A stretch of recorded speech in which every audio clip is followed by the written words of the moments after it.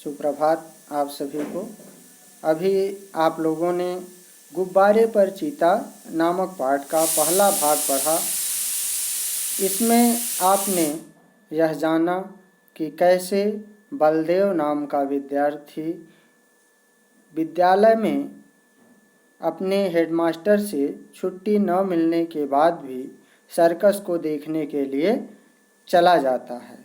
वहाँ पर वह ढेर सारे जानवरों को देखता है, जैसे शेर, चीता, भालू आदि को, और साथ ही साथ वह एक बड़े से गुब्बारे को भी देखता है, जिसे देख करके उसके मन में उसको देखने की इच्छा होती है और उस गुब्बारे के पास जो आदमी खड़ा होता है वह ज़ोर ज़ोर से यह चिल्ला रहा होता है, यह कह रहा होता है कि आइए आइए और इस गुब्बारे की ओर आइए, 4 आने में आसमान की सैर करिए। यानी वह आदमी चिल्ला रहा था कि आओ, चले आओ, 4 आने में आसमान की सैर करो। यह जब बलदेव सुनता है तो उसके मन में इच्छा होती है कि वह चल करके उस गुब्बारे से आसमान की सैर करे। तो आज गुब्बारे पर चीता भाग 2 में हम लोग जानेंगे कि वह गुब्बारे वाले के पास जाता है, वहाँ जाकर के वह गुब्बारे की सैर करता है तो क्या घटना घटती है। इस पाठ के लेखक आपको पता ही हैं, प्रेमचंद जी है।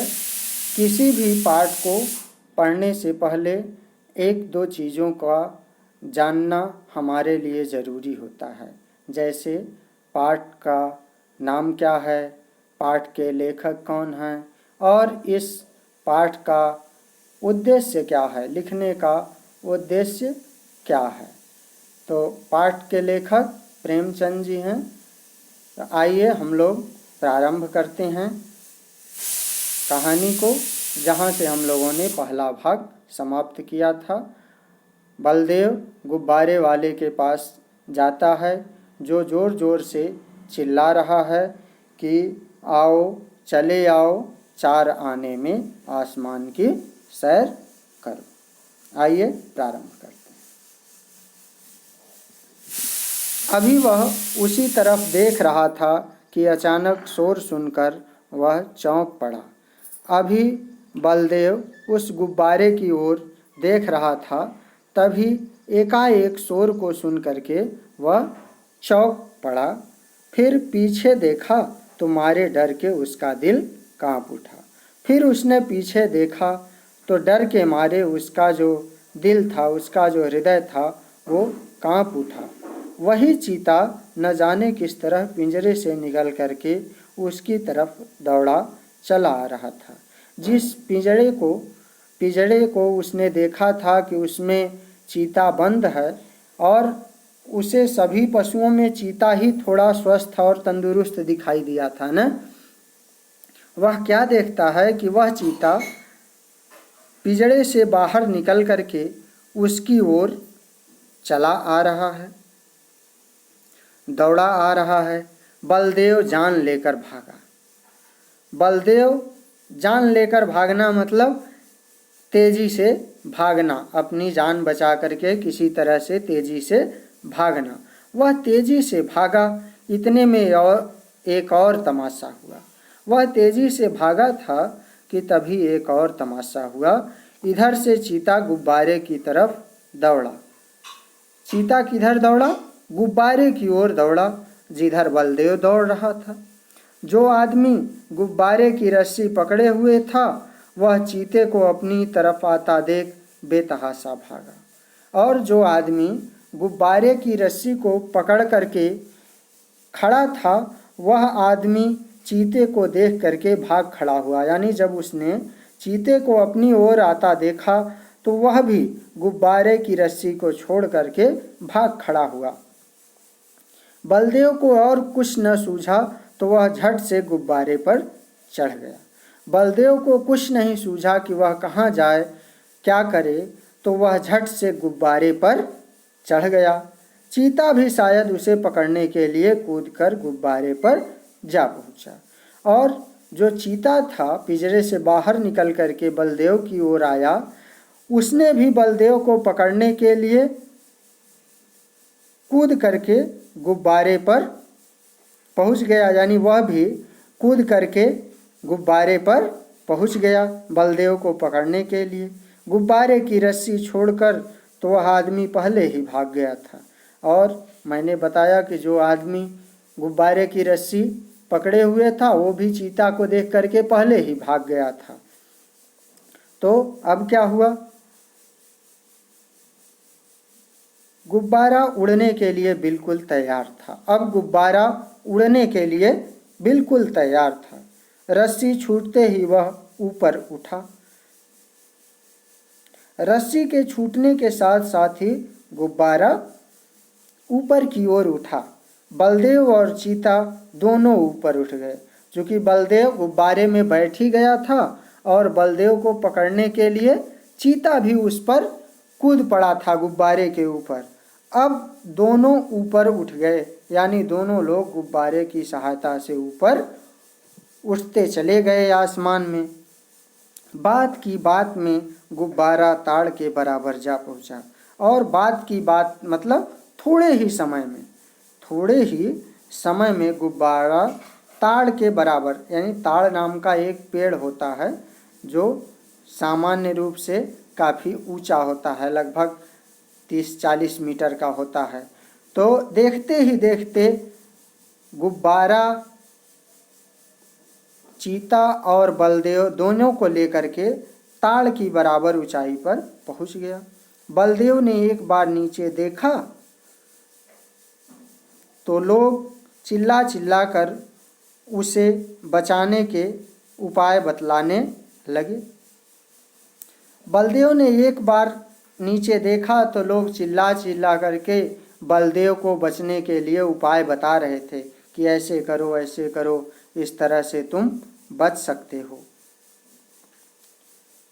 मगर बलदेव के तो होश उड़े हुए थे। होश उड़ना मतलब कुछ भी समझ में न आना, यह मुहावरा है ना, होश उड़ जाना, यानी कुछ भी समझ में न आना, कुछ भी करने में सक्षम न होना। तो बलदेव के तो होश पहले से ही उड़े हुए थे, उसे तो कुछ भी समझ में नहीं आ रहा था कि वह क्या करे और क्या न करे। तभी उसकी समझ में कोई बात न आई। ज्यों-ज्यों गुब्बारा ऊपर उठता जाता था चीते की जान निकली जाती थी, और जैसे जैसे गुब्बारा ऊपर उठता था उस चीते की भी जान निकली जाती थी। यानी न केवल बलदेव का ही होश उड़ा हुआ था बल्कि चीता भी परेशान था, उसकी भी जान निकली जा रही थी। उसे भी नहीं समझ में आ रहा था कि वह कहाँ चला जा रहा है, कितना ऊपर जा रहा है, और यहाँ से वह गिरेगा तो उसका फिर क्या होगा। यानी वह भी पूरी तरह से परेशान था। उसकी समझ में न आता था कि कौन मुझे आसमान की ओर लिए जाता है। चीते के भी समझ में नहीं आ रहा था कि कौन है जो मुझे आसमान की ओर लेकर के जा रहा है। वह चाहता तो बड़ी आसानी से बलदेव को चट कर जाता, मगर उसे अपनी ही जान की फिक्र पड़ी हुई थी। वह चीता चाहता तो बलदेव को मार सकता था, यानी बलदेव उससे बहुत ज़्यादा दूरी पर नहीं था, लेकिन चीते को तो अपनी ही जान की फिक्र पड़ी हुई थी। यानी वह यह भूल गया था कि वह किसे पकड़ने के लिए इस गुब्बारे पर कूदा है। उसे तो अब केवल यह चिंता लगी हुई थी कि किसी तरह से वह जिंदा बच जाए। सारा चीतापन भूल गया था। पूरा चीतापन जो उसके अंदर एक जानवर की खूंखार चीज़ें होती हैं वो सब कुछ वह भूल गया था। उसे कुछ भी नहीं सूझ रहा था, उसका भी दिमाग काम नहीं कर रहा था कि आखिर वह क्या करे। आखिर वह इतना डरा कि उसके हाथ पांव फूल गए। आखिरकार वह इतना डर गया कि उसके हाथ पांव फूल गए, यानी अब उसके हाथ पैर भी अच्छे से काम नहीं कर रहे थे। वह फिसल कर उल्टा नीचे गिरा और फिसल करके वह उल्टा नीचे गिरा और जो गुब्बारे के ऊपर था वो फिसल करके नीचे गिर पड़ा। जमीन पर गिरते ही उसकी हड्डी पसली चूर हो गई और जैसे ही वह जमीन पर गिरा उसकी हड्डी पसली चूर हो गई। हड्डी पसली चूर होना मतलब काफ़ी ज़्यादा चोट लगना। जैसे ही वह जमीन पर गुब्बारे पर से फिसल करके गिरा उसकी हड्डी पसली चूर हो गई, अर्थात उसे काफ़ी ज़्यादा चोट आई। अब तो बलदेव को चीते का डर था। अब तक तो बलदेव को जो चीते का डर था वह समाप्त हो गया ना, क्योंकि चीता क्या था, नीचे गिर चुका था। अब यह फिक्र हुई कि गुब्बारा मुझे कहाँ लिए जाता है। अब बलदेव को केवल एक चिंता थी कि यह गुब्बारा उसे लेकर के कहाँ जा रहा है। वह एक बार घंटा घर की मीनार पर चढ़ा था। एक बार बलदेव घंटा घर की ऊंची वाली मीनार पर चढ़ा था। ऊपर से उसे नीचे के आदमी खिलौनों से और घर घरौंदों से लगते थे।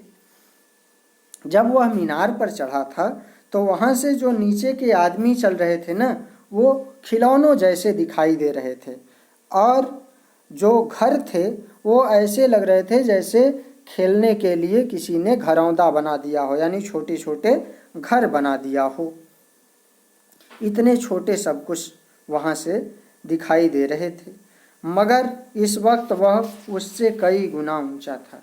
लेकिन इस समय तो वह उस मीनार से भी कई गुना ऊंचाई पर था।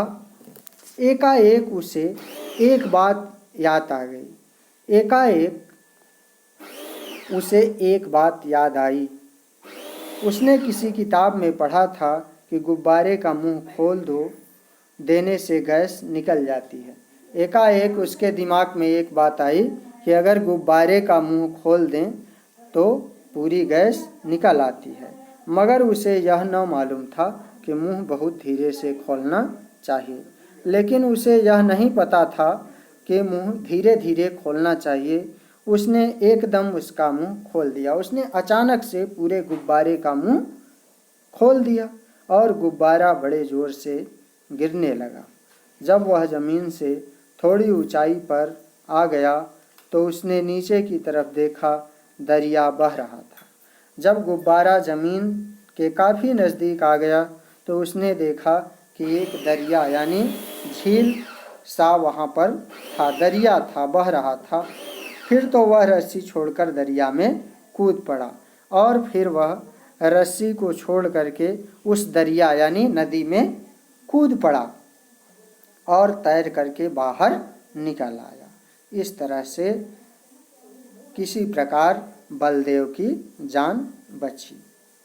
इस कहानी से हमें यह सीख मिलती है कि कभी भी हमें अपने बड़ों की बात को अनसुना नहीं करना चाहिए, नहीं तो हमें ऐसी ही किसी न किसी मुसीबत का सामना करना पड़ सकता है। धन्यवाद। आज के लिए इतना ही। उम्मीद है कि यह पूरी कहानी आप लोगों को अच्छे से समझ में आ गई होगी।